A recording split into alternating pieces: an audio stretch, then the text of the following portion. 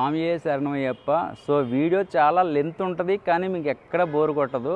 So ఈ video అంటే రానున్న రోజుల్లో స్టూడెంట్లు అవనివ్వండి, ఉద్యోగస్తులు అవనివ్వండి, హైదరాబాద్ సిటీలో మాల ధరించడం చాలా కష్టమేమో, స్నానాలకు ఇబ్బంది అవుద్దేమో, భిక్షలకు ఇబ్బంది అవుద్దేమో, సాయంత్రం పూట అల్పాహారానికి ఉండడానికి ఇబ్బంది అవుద్దేమో అని చాలామంది అనుమానంతో కూడా మాల ధరించడానికి కొంచెం సంకోచిస్తున్నారు. అలాంటిది ఏమీ అనుమానం పెట్టుకోవాల్సిన అవసరం లేదు. సో ఆల్రెడీ సంక్రాంతి వచ్చేసింది కాబట్టి దీక్ష ఇంకొక వారం రోజులు లేకపోతే 10 రోజుల దాకా ఉంటుంది మాల ధరించే వాళ్ళకి. సో రానున్న రోజుల్లో వచ్చే సంవత్సరం కానీ అంతకుముందు సంవత్సరం కానీ ఈ వీడియో ఉపయోగపడుతుందని నేను అనుకుంటున్నాను. సో మీరు పంజాగుట్ట దగ్గర నుంచి శ్రీనగర్ కాలనీ అంటే హైదరాబాద్లో ఉన్న వాళ్ళకి ఈ గుడి తెలుసు, కానీ వేరే ఊళ్ళో వాళ్ళకి తెలియదు కదా. సో వాళ్ళకి ఉపయోగపడుతుందని అనుకుంటున్నాను. సో ఇక్కడికి వచ్చి గుడి ఎంట్రన్స్లోనే మీరు స్థలస్నానం చేసి ఇక్కడికి వస్తే అన్నీ దొరికేస్తాయి. పూజా సామాగ్రి, బట్టలు మొత్తం అన్నీ దొరుకుతాయి. మీరు మంచిగా మాల ధరించి దీక్ష 41 రోజులు బ్రహ్మాండంగా చేసుకోవచ్చు, ఎటువంటి సందేహం లేదు. ఉండడానికి మీరు ఒక 4-5 గురుస్వాములు కానీ సంప్రదించి మీరు వాళ్ళ సమక్షంలో దీక్ష చేస్తే ఇంకా బాగుంటుంది.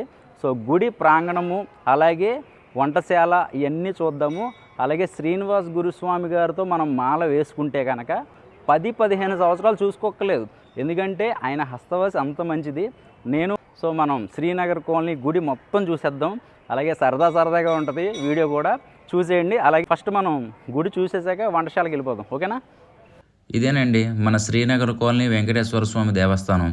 సో ఇక్కడ మన పంజాగుట్ట దగ్గర నుంచి ఒక 2 కిలోమీటర్లు వస్తుంది అంతే. ఈ షాప్లో మీకు అన్ని పూజా సామాగ్రి, బట్టలు మొత్తం అన్నీ కూడా మీకు ఇక్కడ అన్నీ అందుబాటులో ఉంటాయి.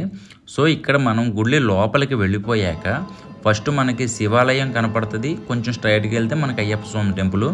పొద్దుటే తెల్లవారుజామున 5 గంటలకి మనం ఇక్కడికి వచ్చి హోమం చేయించుకుంటే చాలా బాగుంటుంది.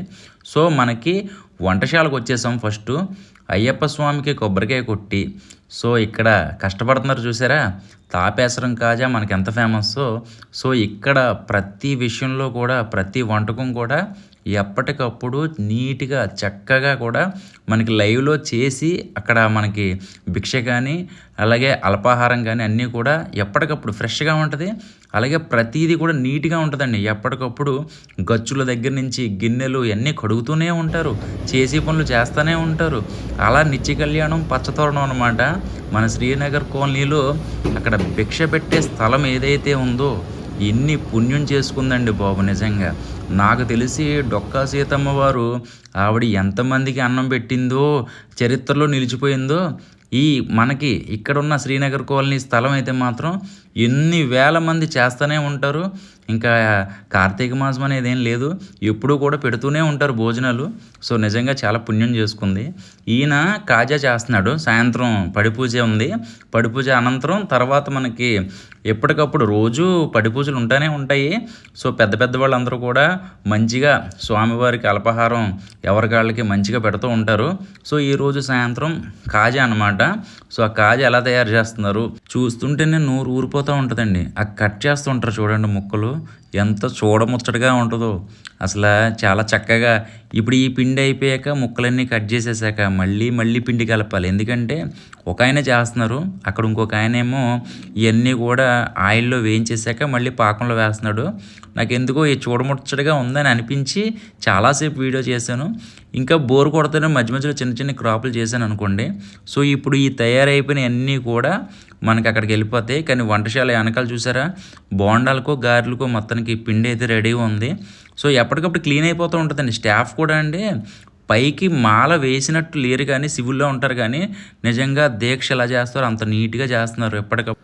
సో ఇవన్నీ కూడా లైట్గా రోస్ట్ చేసి కొంచెం అలా పంచదార పాకంలో ఒక 10 నిమిషాల నుంచి తీసేస్తున్నారు. సాయంత్రం అసలు మామూలుగా ఉండదు. స్వీట్లు చాలా ఇష్టం కదా అందరికీ, స్వాములందరికీ డైలీ స్వీట్లే. మధ్యాహ్నము సాయంత్రము ఏదో ఒక వెరైటీ అనమాట అండి. అలాగే పడి పూజలు చేయించుకునే వాళ్ళు ప్రత్యేకంగా స్వీట్ బాక్సులు అంటే బయట చేయించి అంటే రకరకాల స్వీట్లు అనమాట, రోజుకు ఒక ఐటెం అనమాట. సో అలాగే వడి కూడా రోజు బోండా, ఇడ్లీ, ఉప్మా కాకుండా రోజుకు ఒక ఐటెం అనమాట. అంటే పాయసం కానీ లేకపోతే ఒక్కొక్కసారి పూరి, ఒక్కొక్కసారి ఏమో ఇడ్లీ ఇంకా డైలీ అనుకోండి. అందులో ఒక 2 రకాలు మాత్రం రోజుకి మారుతూ ఉంటాయి. సో ఇంకొక విషయం ఏంటంటే శ్రీనివాస్ గురుస్వామి గారికి ఎంత ఓపికండి బాబు. తెల్లవారుజామున ఎప్పుడు లేస్తారో తెలియదు. రాత్రి మేమైతే పడి పూజ నుంచి అల్పాహారం అన్నీ అయిపోయాక వెళ్ళడానికి 10:30 అవుతుంది. ఆయన అప్పటికీ పాపం దగ్గరుండి చేస్తున్నాడంటే ఆయనలో నిజంగా దేవుడు ఉన్నాడేమో. అంత ఓపిక అసలు నేను చూడలేదండి. అంత ఇదిగా కొంచెమైనా రెస్ట్ తీసుకుంటారేమో అనుకుంటూ అక్కడ హరివరాసనం అయిపోయాక మళ్ళీ ఇక్కడికి వస్తారు. ఇక్కడ లైన్లు చెక్ చేసి జరిపి అక్కడ ఆకులు అయ్యి పంపించి భిక్షలు పంపించి మా అల్పాహారం పంపించి ఇంకొకటి కాదు. సో నిజంగా మామూలు విషయం కాదండి. ఆయన చాలా గొప్ప వ్యక్తి నా దృష్టిలో. సో కాజాలు అయిపోయినాయి కాబట్టి ఇప్పుడు కూరగాయలకి వెళ్ళిపోతాం. ఈ కూరగాయలు అయితే మాత్రం పండించినాయండి. సో ఎప్పటికప్పుడు బయట నుంచి ఎక్కడ కొనరు ఈ పండించిన కూరగాయలు. సో పచ్చిమిర్చి అయితే మాత్రం సాయంత్రం ఒడికి ఉప్మాకి పచ్చిమిరపకాయలు కోస్తున్నారు. నీట్గా చెప్పులు లేకుండా ఇక్కడ ఎంతమంది స్టాఫ్ ఉన్నారో వాళ్ళందరూ కూడా మధ్యాహ్నం స్నానము సాయంత్రం స్నానము నీట్గా ఉండాలి. ఎందుకంటే స్వాములు కాబట్టి. ఎందుకంటే ఇందులో నీట్గా లేకపోతే వాళ్ళకే తెలుసు కదా అది మనం చేసేది స్వాముల కోసం అని చెప్పేసి. సో చాలా నీట్గా చేస్తున్నారు.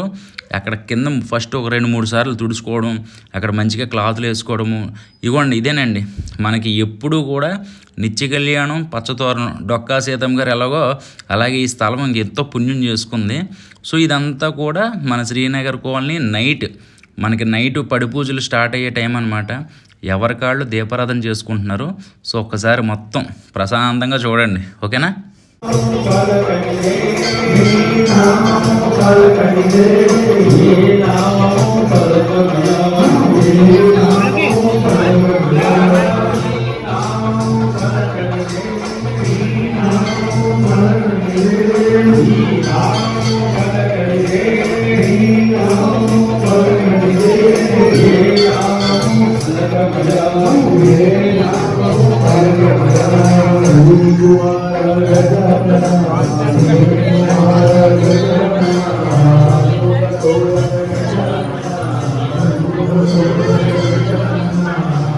మీరు చూస్తున్నప్పుడు ఒక గోపురం కనపడింది కదా రైట్ సైడ్లో. సో అది పైకి ఎక్కితే మనకి శ్రీ వెంకటేశ్వర స్వామి ఆలయం అనమాట.